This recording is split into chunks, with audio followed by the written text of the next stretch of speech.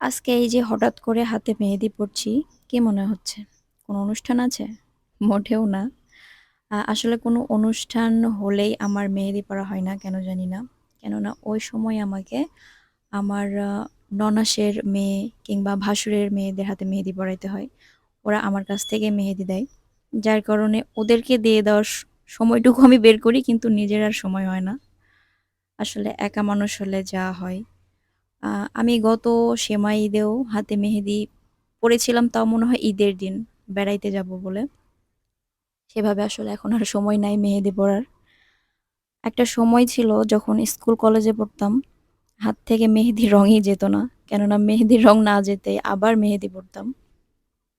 আর এখন সংসার জীবনে ঢুকে মেহেদি কোন সময় পড়বো, বাচ্চা কোন সময় সামলাবো, আর কাজকর্ম কখন করব, এই একটা চিন্তা লাগে, যার কারণে আলসামি লাগে নিজের হাতে মেহেদি পড়তে। তো আজকে আমাদের এখানে গত কয়েকদিন ধরেই বৃষ্টি হচ্ছে, যার কারণে আমার কেন জানি না মনে হচ্ছে হাতে একটু মেহেদি পড়লে ভালো হয়। তো যেই ভাবনা সেই কাজ, বসে গেছি মেহেদি পড়তে। তো এদিকে আমার বর দেখছি ভিডিও করছে, তো আমি একটু খুশি হলাম, মানে ভিডিও করা দেখে। আর সব থেকে বড় কথা হলো আমার বাচ্চাটা ঘুমাইছিল। সে অবশ্য আমার মেহেদি পড়া দেখলে অনেক খুশি হয়, কিন্তু দুষ্টামিও করে, পড়তে দেয় না।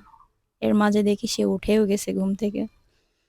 উঠে তো তার মেজাজ কিটকিটা, চোখ টোক একদম গুছরি করে শুয়ে আছে। তাকে একটু আদর করে দিয়ে দেখাচ্ছিলাম মেহেদি, সে তো পাত্তাই দিল না। আসলে তার মেজাজ ভালো না, এই সময় ঘুম থেকে উঠলে শরীর খারাপ করে, এটাই স্বাভাবিক, যেহেতু সন্ধ্যা হয়ে গেছে। তো যাই হোক, সে কিছু বলল না, আমি তো আমার মতো করে